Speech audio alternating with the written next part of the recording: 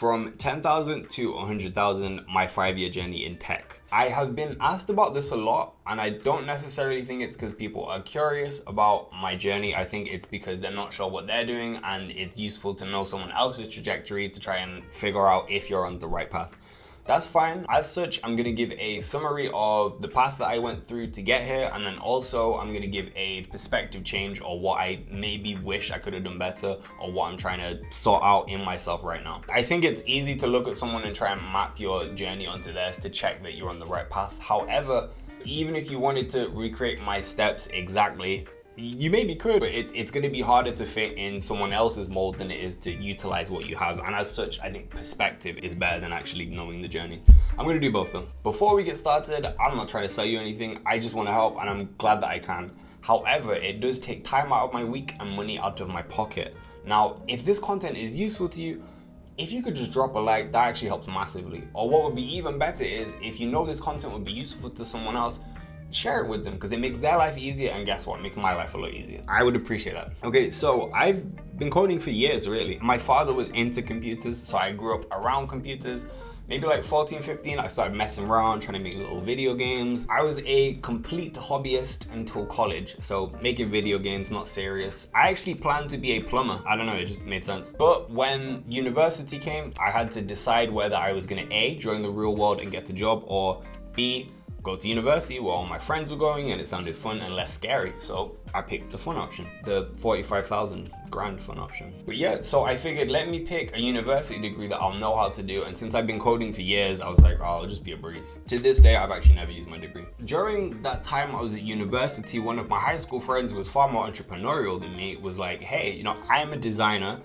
You're a developer, let's start an agency, let's do work for people. And to me, that sounded great. We did that for a few years, finished university, and then it was, okay, time to go full time with the agency. We hated it. Like, we actually sat down and tried to do the maths of like, okay, how much do we make? How many projects do we have to do to make 100,000? The numbers were just trash. We hated it. We didn't like the clients. Looking back, it's because we didn't know how to price ourselves, so we were massively underpriced, and we had very little discretion when it came to clients in terms of understanding who would be best for us to work with. Anyway, we stopped doing it. We didn't like it. We quit. Afterwards, I tried freelancing for about 3 years. I really didn't want a job. Like, I was kind of scared of it actually. I think during my whole university stage and building the agency, my friend and I were just looking at Silicon Valley. We saw these big tech startups and, oh, they got 200 million in funding and they're building something. I kind of felt by getting a job, I was admitting defeat. I felt like the system won.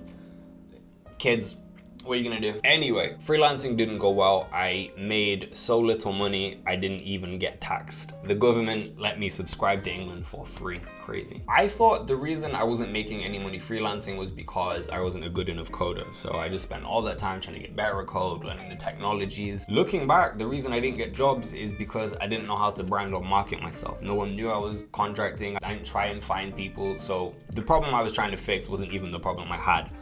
But whatever. After 3 years, I made so little money and I'd worked so hard, I just gave up. I was like, I think it's time to get a job. Fortunately, because I was quite a good coder at the time, I put together a portfolio, showed them some projects that I'd done, and I managed to get a decent job. It was 40,000. I was working at a small agency. 6 months later, I got a call from a recruiter who's like, hey, do you want to work for the UK's biggest e-commerce retailer? Okay, yeah, cool, I'll listen. I got a job, but talk to me. And he was basically saying there's a senior position, a pretty little thing, and there's also a lead developer position, and hey, you used to work in an agency, maybe you could get that. I think he was gassing. I think he would have told me anything that got me to the interview, to be honest. He seemed like that kind of guy. Whatever, I saw it as a challenge. I went to the interview, and the whole interview I'm trying to drop hints about like, yeah, I've run teams before and that was cool, and this is how I handle systems and just little things.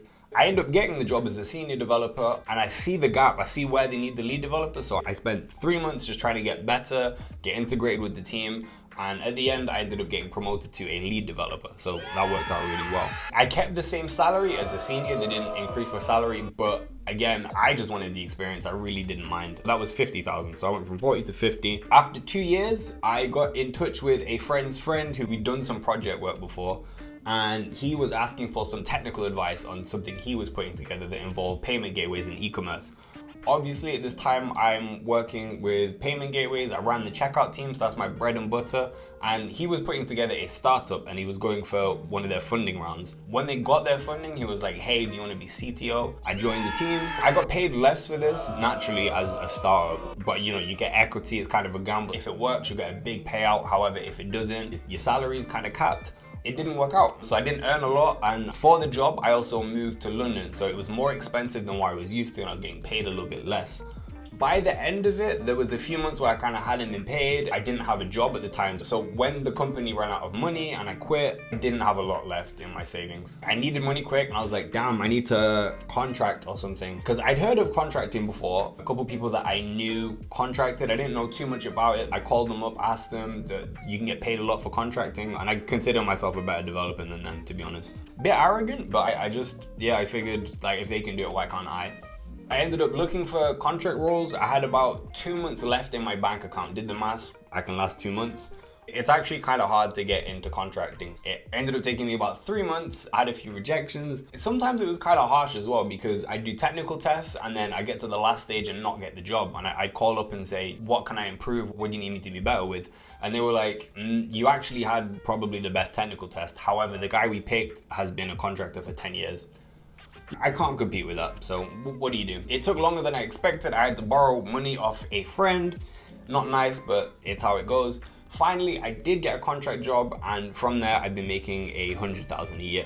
It gives you a bit of a different perspective on money. With contracting, not only do you get a lot more free time, you also get a lot more money. Instead of been thinking about, how can I make money? My perspective has shifted a little bit more to, what value can I add? And as such, since then, I focused a lot more on adding value to the community and helping young coders get paid better. I could have painted a better narrative with how that all panned out. I did this and then went to there, but honestly, I didn't know what I was doing at the time. It might look a little bit more structured now, but I had no idea. I was just moving forward. Looking back, it makes sense. At the time, who knows? So perspective shift. What has changed since then? What do I kind of wish I knew earlier? And if I could speak to my younger self, what would I tell him? I would probably say specialize in a field. Now, I've got nuanced opinions on this because I essentially see coders or entrepreneurs or people that are serious about their craft as athletes. You're specializing for one thing, you got to take care of your body, to take care of your mind, to perform better, all that stuff. And I used to think the goal was just to specialize exclusively in one craft.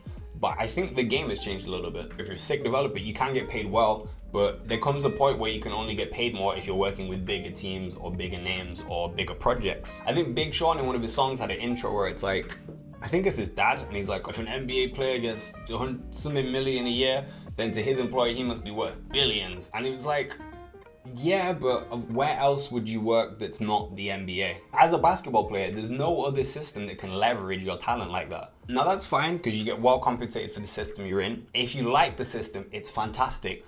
However, if the system's not quite for you or you feel like you want to do something outside of it, there's not too much you can do if you specialized in one craft, which is why now I'm kind of focusing more on specializing in a field. If you understand the field, like let's say you understand the basketball system or whatever, coaches, how the nutrition side, like there's a lot more you can do within the field. You don't have to just be a sick basketball player. You can add value in different areas and capitalize in different ways. For example, I'm seeing a lot of indie hackers now that know marketing, copywriting, design, as well as their development, and they put together small projects and they're making like 30,000 a month. It's not that that's better than being in Silicon Valley earning that kind of money and being in startups.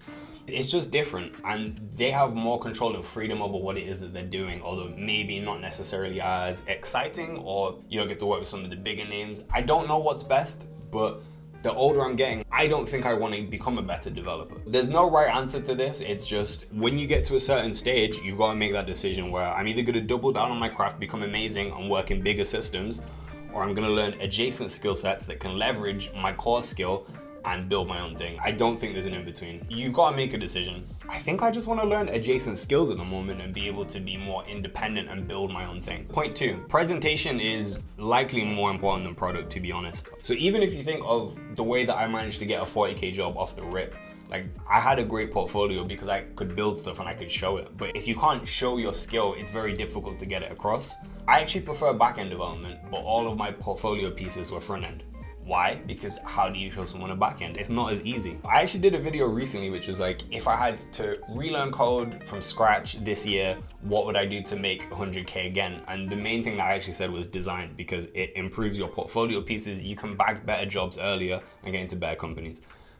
The video will be here somewhere. Number 3, there are no right answers. Now, this one caught me up quite a few times because the way my brain works, maybe because I've been coding since I was so young, I like doing things right. If I do it wrong, it's a problem. It's like there's a yes and there's a no. It's binary. But in real life, it's not that. You have different choices depending on what you pick, and that's it. There's no right, there's no wrong. You just choices that you do like, choices that you don't like, and you have to decide which one you like more. If you stay home, it's cheaper, you get to stay with friends and family, it's better for your mental health, you can do all these things. However, you know, if you move to a different country for a job, you get to experience new things, you might not even know what you come across, and new types of people, you expand your horizons, and it's not right or wrong. Also, super important, you can quit. This held me back quite a lot when I was younger because I felt if I started something, I'd have to do it.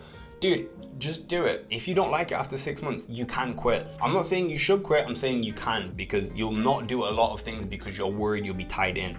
But it's very rare you can't stop it. And then finally, I would say investing in results. Education especially. I only learned this recently, but you can pay for experience. I used to think you have to earn experience yourself, right? You have to work hard, life's got to beat you up a few times. In some ways, yes. You know, if you're trying to learn how to stay calm under pressure, for example, you only learn that by being under pressure. But if, for example, you're trying to learn how to be a better coder, if you speak to someone that's been coding for 20 years, and you pay them to tell you, oh, this is how I structure my code, this is the way I think of that. It's like you're actually paying for their time. You can actually buy their experience. They'll tell you these things and you can integrate it. You don't get time back. So if you can pay for someone else's time, it's an amazing offer for you. And especially if your trajectory is to make more money, paying to remove time to the money is paying to make money faster.